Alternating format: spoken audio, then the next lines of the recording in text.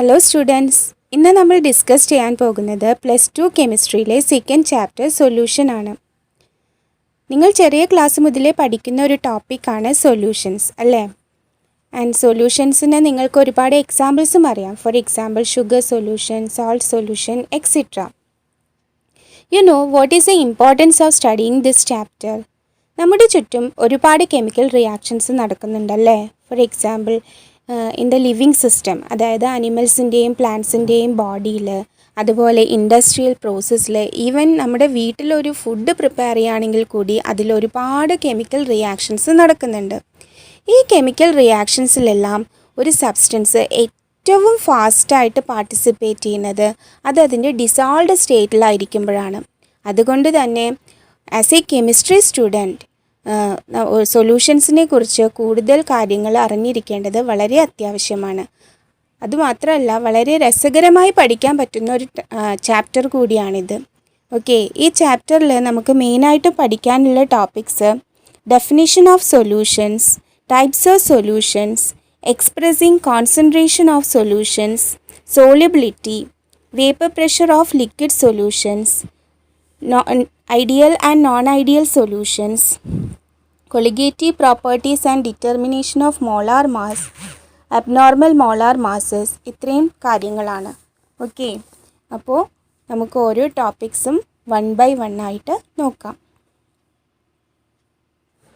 So first topic in this chapter is definition of a solution. Solution എന്ന് പറയുന്നത് ഒരു mixture ആണല്ലേ? Is it homogeneous or heterogeneous? It is a homogeneous mixture. ഒരു solution form ചെയ്യാൻ എത്ര components വേണം? 2 or more than 2 components. മാത്രമല്ല, ഈ കമ്പോണൻസ് നോൺ റിയാക്റ്റീവ് കമ്പോണൻസും ആയിരിക്കണം. കൂടാതെ ഈ കമ്പോണൻസ് മിക്സ് ചെയ്തിരിക്കുന്നത് ഒരു പെർട്ടിക്കുലർ കോമ്പോസിഷനിലായിരിക്കണം. സോ ഈ കാര്യങ്ങളെല്ലാം ഉൾപ്പെടുത്തിക്കൊണ്ട് ഒരു സൊല്യൂഷനെ നമുക്ക് എങ്ങനെ ഡിഫൈൻ ചെയ്യാം? It is A homogeneous mixture of 2 or more non-reacting substances whose composition can be varied within certain limits. Okay? So, ഒരു സൊല്യൂഷൻ ഫോം ചെയ്യാൻ മിനിമം 2 കമ്പോണൻസ് വേണം അല്ലേ? If a solution contains only 2 components, it is called binary solution. ഈ ചാപ്റ്ററിൽ നമ്മൾ binary സൊല്യൂഷൻസിനെ കുറിച്ചാണ് പഠിക്കുന്നത്. Which are the 2 components of a binary solution? They are solute and solvent. How can we define solute and solvent? The dissolved substance is called solute and the substance in which solute dissolved is called solvent. For example, sugar solutionലെ solute ഷുഗറും solvent വാട്ടറും ആണ് അല്ലേ? But രണ്ട് കമ്പോണൻസും same physical സ്റ്റേറ്റിൽ വരുന്ന സൊല്യൂഷൻസിൽ ഈ concept നമുക്ക് useful അല്ല. Okay, for example alcohol and water solution. In such cases, the substance which is present in small quantity is called solute and the substance which is present in large quantity is called solvent. Okay. Next topic is types of solutions. Based on the physical state of solvent, the solutions can be classified into 3. Okay, that is gaseous solutions, liquid solutions and solid solution. അതായത് സോൾവെൻറ്റിൻ്റെ physical സ്റ്റേറ്റിനെ base ചെയ്തിട്ട് സൊല്യൂഷൻസിനെ 3 ആയിട്ട് classify ചെയ്യാം. Gaseous solutions, liquid solutions and solid solutions. ഈ ഓരോ ടൈപ്പിനെയും വീണ്ടും 9 തരത്തിൽ classify ചെയ്തിട്ടുണ്ട്. അതായത് gas in gas, liquid in gas, solid in gas, gas in liquid, liquid in liquid, solid in liquid, gas in solid, liquid in solid and solid in solid. ഈ ഓരോ ടൈപ്പിനും examples നിങ്ങൾ കൃത്യമായി പഠിച്ചിരിക്കണം. പ്രത്യേകിച്ചും NCERT ടെക്സ്റ്റ് ബുക്കിലെ examples. കാരണം എക്സാമിന് examples തന്നിട്ട് അത് ഏത് ടൈപ്പ് സൊല്യൂഷൻ ആണെന്ന് ചോദിക്കാറുണ്ട്.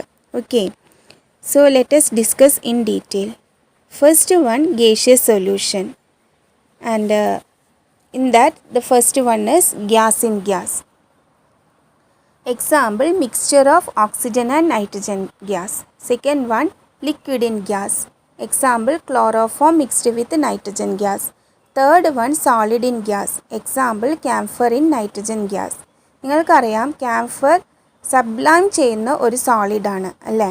And so camphor in nitrogen gas is an example for solid in gas solution. Second type is liquid solution. അതിലെ ഫസ്റ്റ് വൺ ആണ് gas in liquid solution. Example oxygen dissolved in water. Aquatic plants and animals ബ്രീത്തിങ്ങിന് വേണ്ടി use ചെയ്യുന്നത് dissolved oxygen ആണ് അല്ലേ, വാട്ടറിൽ dissolve ചെയ്തിരിക്കുന്ന oxygen ആണ്.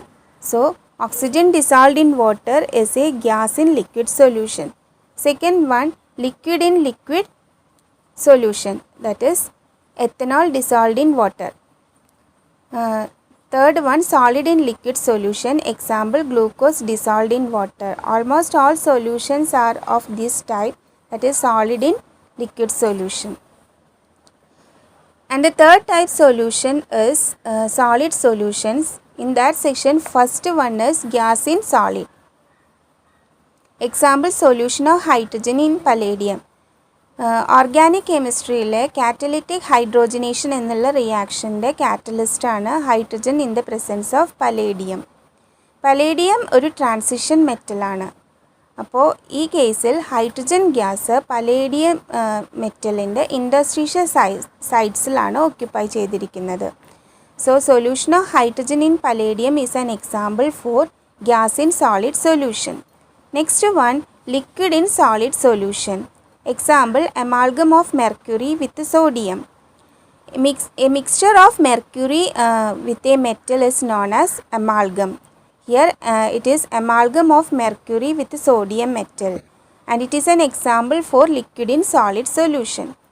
The third one is solid in solid solution. Example copper dissolved in gold. Okay, and this solution, that is copper dissolved in gold, is used for making ornaments, and almost all alloys are example for solid in solid solutions. So these are different types of solutions. Okay, thank you.